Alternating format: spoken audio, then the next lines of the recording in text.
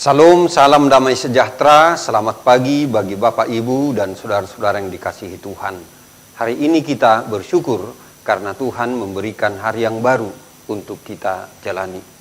Sebelum kita memulai aktivitas pada hari ini, marilah kita mendengarkan firman Tuhan.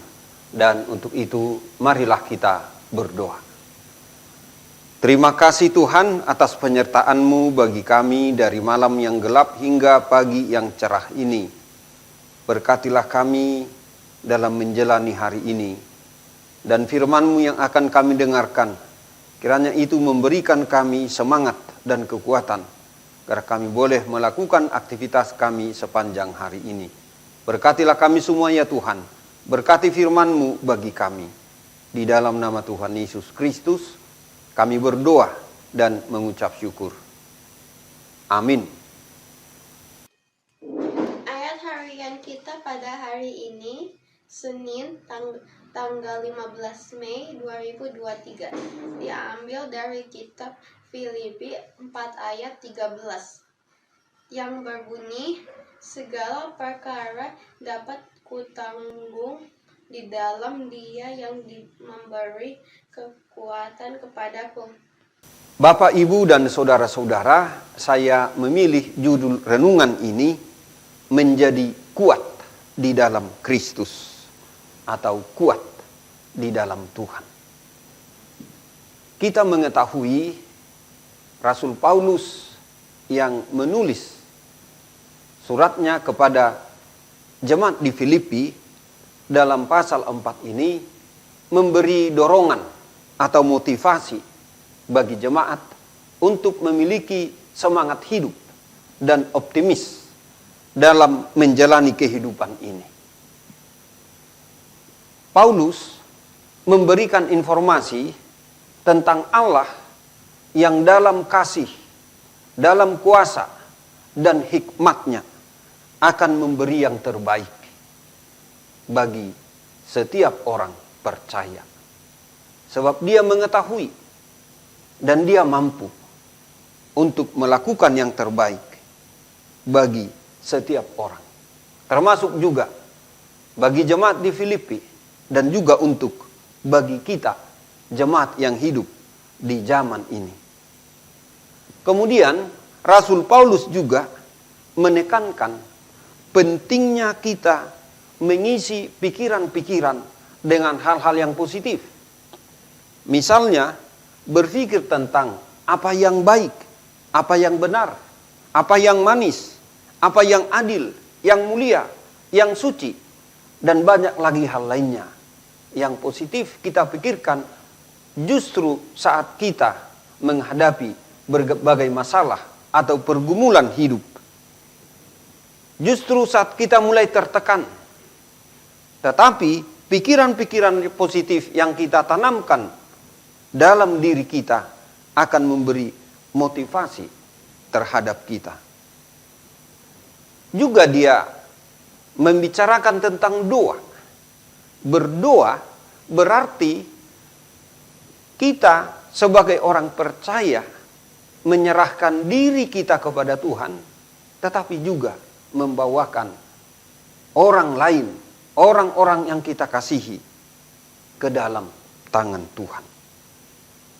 Dan kemudian dia juga menjelaskan tentang Allah yang benar di dalam kehidupan kita. Allah itu sebagai sumber pengharapan, sumber damai sejahtera, sumber ketekunan, kekuatan, penghiburan, dan juga sumber kasih. Bapak, Ibu, dan saudara-saudara, firman Tuhan hari ini yang menjadi ayat renungan bagi kita berisi pengakuan sekaligus kesaksian Rasul Paulus berdasarkan pengalamannya di penjara. Pengalaman yang penuh dengan kekurangan. Kekurangan dalam segala hal. Tetapi hal yang membuat kita sangat heran, dan ini menjadi pesan tersendiri, bahwa Paulus juga merasakan kepuasan yang sejati. Di dalam segala kekurangan yang dia alami, Paulus gembira menerima segala bantuan dari jemaat, dukungan moral, bantuan material, juga kabar baik tentang pertumbuhan atau perkembangan iman jemaat di Filipi. Satu hal yang utama yang kita bisa temukan di sini juga adalah pengakuan Paulus tentang siapakah Allah bagi dirinya. Itulah sebabnya dia berkata, segala perkara dapat kutanggung di dalam Dia yang memberi kekuatan kepadaku. Apa artinya ini dalam kehidupan kita pada zaman ini? Pertama, agar kita menyadari bahwa hidup kita ini dan segala sesuatu yang membuat kita merasa cukup, bahkan puas, semuanya itu adalah anugerah ilahi. Anugerah Allah semata. Jadi bukan karena kemampuan, bukan karena kekuatan, dan juga bukan karena kehebatan kita. Kalau kita merasa kuat, kalau kita mampu berdiri teguh, kalau kita mampu menghadapi pergumulan hidup kita. Sebenarnya itu karena dicukupkan, dikuatkan, dimampukan oleh Allah melalui anugerahnya. Yang kedua, Bapak, Ibu, dan saudara-saudara, agar kita dalam iman Kristiani kita tetap berakar di dalam Allah. Kalau Rasul Paulus tadi dapat menghadapi apapun karena imannya berakar di dalam Allah, maka kita pun sebagai orang percaya akan dapat menghadapi situasi apapun atau perkara apapun bila iman kita berakar di dalam Allah, di dalam kasih, di dalam hikmat, dan di dalam kuasanya. Yang ketiga dan terakhir, Bapak, Ibu, saudara-saudara, sebagai orang yang percaya, maka kita baiklah hidup di dalam kasih, di dalam hikmat, dan kuasa Allah. Setiap orang yang dalam keadaan seperti ini, ia berjalan bersama Kristus.